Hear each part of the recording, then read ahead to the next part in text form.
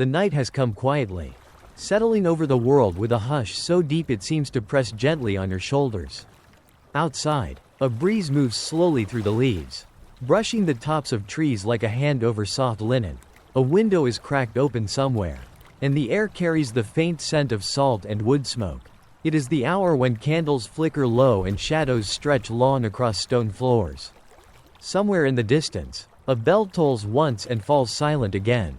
It is time now to let go, to rest, to drift into another place. Let your body grow still as your thoughts begin to loosen, like old ropes slipping quietly from the side of a ship. Let the gentle breath of night carry you far away from this day. Far away from noise and light. You are safe here. There is nothing you must do. Nothing to remember. Nothing to change. Only the soft passage of words to follow.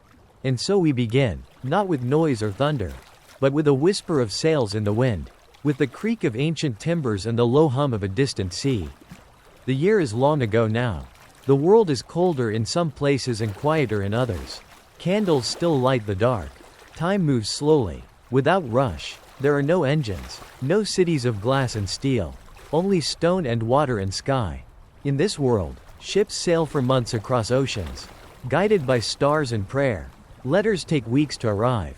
People speak in softer tones and wear wool against the chill. In one corner of this old world lies a mighty kingdom, Spain, draped in gold and pride. Across the sea, another kingdom stirs, smaller but bold, its queen sharp of mind and will. Between them lies tension like a rope stretched tight between masts. But before the cannons, before the fog and fire, before the great clash of powers, there was silence, there was preparation, there were hands folding sails and voices murmuring beneath the stars. The sea, as always, waited patiently. Tonight we will drift toward that sea. Not in haste, not to fight or fear, but to listen, to imagine the world as it was when the wind filled the sails of the Spanish Armada, and the air smelled of salt and resin. And the future was unknown. Let the story carry you. Let your breath slow. The voyage has only just begun. The world, in the late years of the 16th century, breathed in rhythms different from today. The sky moved more slowly, and the moon was often the brightest thing in a village for many miles. The streets were made of dirt and stone, lined with the footprints of boots and hooves and bare feet worn rough from years of walking. In the countryside, fields rolled under low clouds, golden and green and brown, stitched together by winding roads and hedgerows. People lived close to the earth, their lives measured by the turn of the seasons, the harvest, and the tolling of bells. In Spain, the air was warm and dry in the south, cooler and soft along the coast. The sea glittered under a wide sky, its surface sometimes calm, sometimes restless, like breath in a dream. The sound of gulls echoed in the harbors where ships stood tethered, their masts gently swaying with the tide. These were not quiet places. Workers sang as they loaded goods. Ropes slapped against wet decks, and sailors spoke in murmurs or laughter, sharing news or silence beneath the looming hulls of galleons. Spain was mighty then, her name spoken with reverence and wariness across Europe. Her king, Philip II, ruled not just the land but ideas, faith, and ambition. His court was one of marble and gold, his words few but heavy. His thoughts turned often toward the sea. In dim candlelit rooms, maps were spread wide across oak tables, showing coasts and winds and imagined threats. For all its power, Spain felt watched, challenged, provoked. Across the narrow sea, England stirred in its own rhythm. It was smaller, hungrier, wilder around the edges. The wind there had a different scent, wet and green and alive.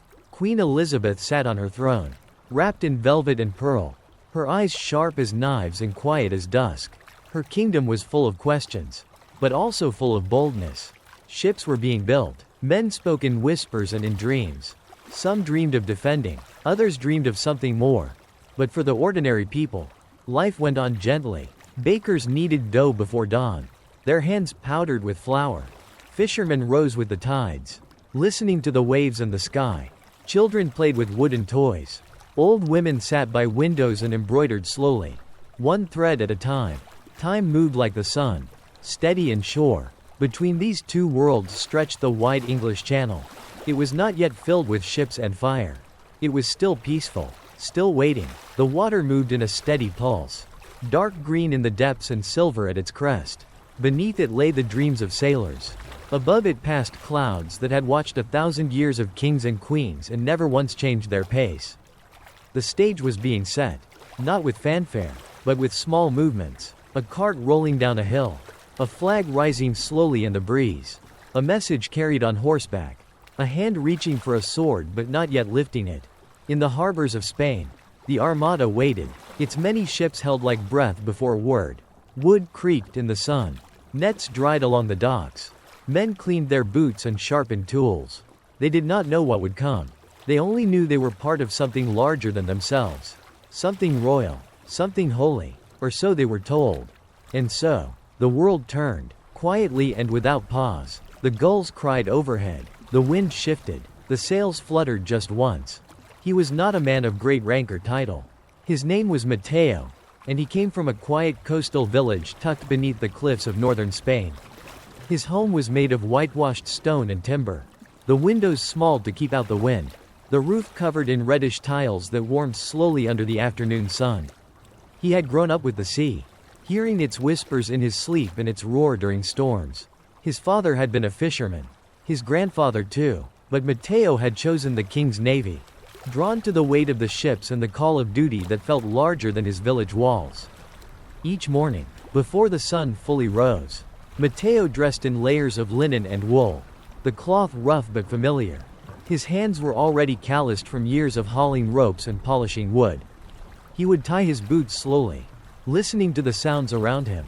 Birds calling, distant voices, the rustle of wind through sails waiting at harbor. The air always smelled of salt and resin, with a trace of smoke drifting from the hearths behind the port. He walked the same path each day, his steps worn into the stone by repetition. Past the baker's window where warm bread steamed against the glass.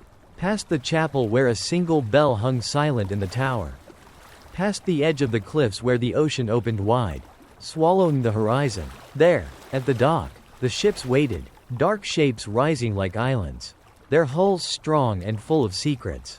Mateo's tasks were simple but steady. He checked the rigging, coiled the lines, wiped salt from the metalwork, and cleaned the decks until the wood shone with a dull glow. He moved with care, always watching the weather, the wind, the angle of the sun. He didn't rush, none of them did. The officers spoke of soon, of missions, of the Queen across the sea. But for the sailors, each day was measured in rope, in wind, in the tilt of the deck beneath their feet. At noon, the men gathered near the galley where stew simmered in heavy pots, thick with root vegetables and the faint taste of the sea. They ate slowly, sitting on overturned crates, their voices low and rhythmic. No one spoke of fear, no one spoke of glory.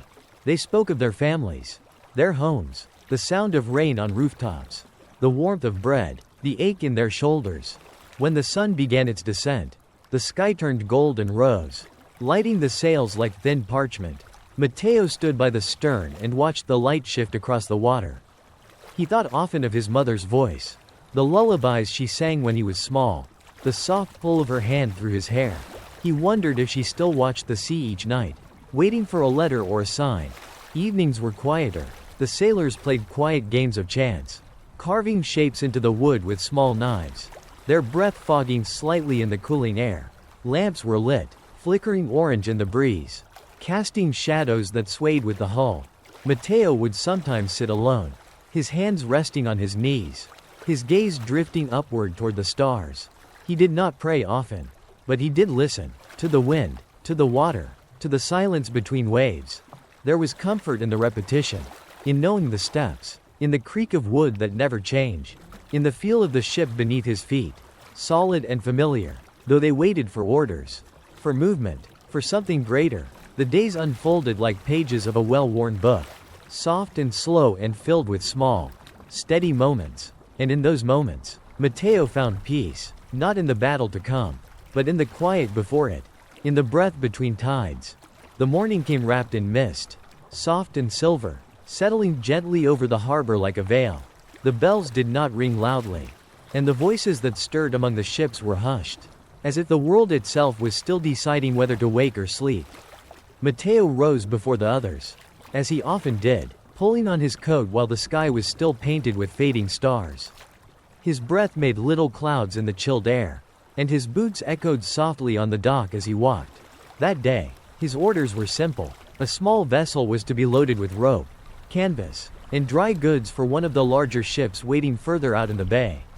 The task was ordinary, one he had done many times before, but he welcomed it. The movement of his body, the feel of the sea beneath a smaller boat, the rhythm of the oars in his hands, these things comforted him.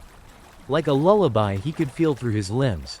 The rowboat was already in the water, bobbing gently beside the dock.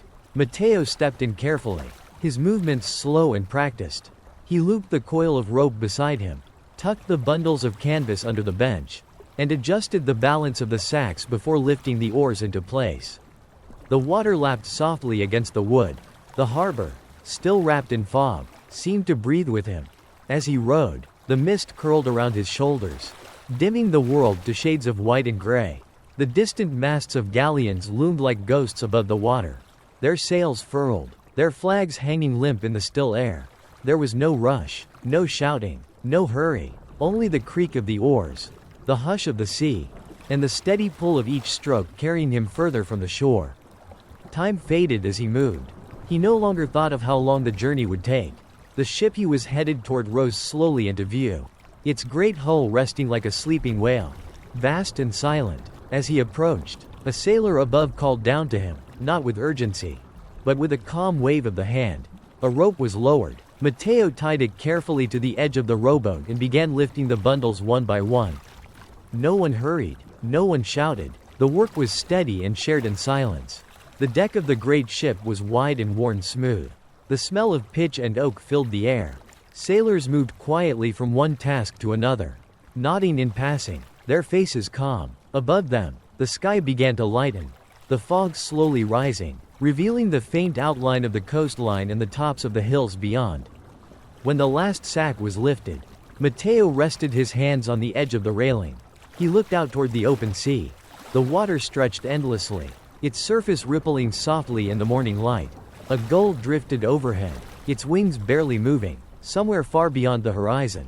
England waited, though no one yet spoke of battle. He lingered a while longer, then descended back into the rowboat. The rope was untied, the oars slid back into the water. He turned the boat slowly and began the return. The waves moved beneath him in small, rocking patterns, gentle as breath. The other ships watched in silence as he passed. Flags stirred faintly. The sea seemed to whisper, not in words, but in long, soft sounds that rose and fell like a cradle song. The return took longer, or perhaps it only felt longer. The sun was higher now, shining dimly through the mist, warming the surface of the sea. As the dock came into view again, Matteo felt the first stirrings of hunger and the soft ache in his arms from the steady rhythm of the oars. But he did not mind. The work had been calm, the day still young, and the sea, as always, had been kind. He tied the boat once more, stepped onto the stone, walked slowly back along the familiar path, past the baker's window, where the scent of bread had now faded, past the chapel where someone whispered a prayer, back to the ship where he would rest, not because he was tired, but because the time for stillness had returned, and the world, wrapped in soft gray and silver, turned once more toward the quiet. The afternoon faded slowly, its light slipping across the deck in long golden shapes that moved as the sun dipped lower. Shadows stretched between the barrels and ropes. The creak of wood softened, as if the ship itself was settling into quiet. Matteo sat near the stern, his back resting against the railing, his hands folded loosely in his lap. Around him, the other men moved with the slow care of evening. There was no rush now. The tasks of the day were done. The sails above him hung loose, touched gently by the evening breeze. They barely stirred, like curtains at rest. Somewhere in the distance, a gull called once and fell silent. The harbor, still wrapped in mist at its edges, glowed faintly in the setting sun. The light caught the tops of the masts and turned them amber. It was the kind of hour that asked for stillness. Not sleep yet, but the long, slow exhale that comes before it. Below deck, voices murmured in low tones. Not quite whispers, not quite songs. Someone lit a lantern, and its glow flickered softly against the wooden beams. The scent of oil and dried herbs drifted upward. Matteo remained where he was, listening. The creak of the ship, the sigh of the water, The faint thump of footsteps in thick boots, all of it blended into something slow and familiar. Something like the rhythm of breath. His hands felt warm from the sun. His eyes moved lazily across the horizon. Far out, where the sea met the sky, a faint line of clouds began to gather. Not a storm, not yet, just the first hints of a change. He watched without concern. The sea changed often. It was part of its nature. There was no need to name each shift. No need to read meaning into every gust of wind. Some things simply passed through. Like dreams. Dinner was a quiet thing. A few ladles of stew. A crust of bread. A tin cup filled with warm water. The men ate without ceremony. Seated where they could find space. Their voices soft. No one asked questions. No one told stories. The day had asked enough. Now it was time to let it close. Matteo chewed slowly. Not because he was tired, but because there was no reason to hurry. The sky outside was fading, and soon the lamps would be lit, and the ship would become a floating world of shadows and gentle flame. When the meal was done, he walked the length of the deck once more, not for duty, just for the rhythm of it. He touched the ropes as he passed, felt the grain of the wood beneath his fingertips. Every knot, every board, every patch of canvas held stories. Not dramatic ones, just quiet truths, moments layered one upon another. Hands working, boots walking, eyes watching the horizon. He stopped at the bow and looked out again. The stars were beginning to show. One here, another there, tiny lights above the dark water. Steady and far, he stood in silence, breathing in the salt and cool air, letting his thoughts fade with the light. Below, his hammock waited, a simple cloth stretched between beams. It swayed gently with the ship, cradling the body like an arm. He descended the ladder slowly, his steps soft on the wood. The air was warmer below, touched with the faint scent of wool and smoke. Men were already curled in their places, some already asleep, others staring quietly into nothing. Matteo lay down, pulling the cloth around him. He closed his eyes. The ship rocked gently, not enough to disturb, only enough to remind him where he was. The voices faded. The lanterns dimmed. The day folded itself away like a sail drawn in before the wind. He breathed in. He breathed out. Outside, the sea moved, endless and calm. The ship rocked slowly in the water, its wooden frame creaking in rhythm with the sea's gentle pulse. Around Matteo, the deep hush of sleep had already settled. Breath moved quietly through the hold, slow and steady like waves reaching the shore. The lanterns burned low, their flames flickering softly behind glass, casting trembling shapes across the beams and cloth. Outside, the sky had darkened into velvet, scattered with stars that blinked like old memories. The wind moved with long sighs, brushing the sails, whispering over the water. The sea below was quiet and deep, its surface touched by light that shimmered and then faded again. No one spoke now, no one moved with purpose. Only the ship itself, alive with slow breath, glided gently in place. Matteo drifted further into stillness, his body warmed by sleep, his limbs heavy and safe. The motion of the ship was no longer something he noticed. It was something he was part of now, the way a leaf is part of a stream. He felt the cradle of wood and cloth beneath him, the dark hush of the sea all around. His thoughts thinned like mist, each one dissolving softly before the next arrived. The stars above turned slowly in their ancient dance. Clouds passed without sound, like thoughts not meant to stay. Somewhere far off, a bell rang once, distant and low, like a memory sinking into water. The ship swayed, the ropes shifted, the air moved through the rigging with the voice of sleep. Matteo dreamed without knowing it. He saw a shoreline that wasn't real, a candle burning in a window far away, a bird resting on a mast that never rocked. He saw his mother, standing in silence, her face lit by morning light. He saw the sky open and close, like breath, all around him. The ship floated, not toward a place, not away from one, just rocking, just drifting, just being. The world above and the world below stretched wide and quiet. Time slowed until it could no longer be felt. Everything softened, everything settled, and in that great stillness, the waves rolled on, each one smooth and round, folding into the next like pages of a story meant never to end. The stars watched, the sails hung, the sea breathed, and Matteo slept.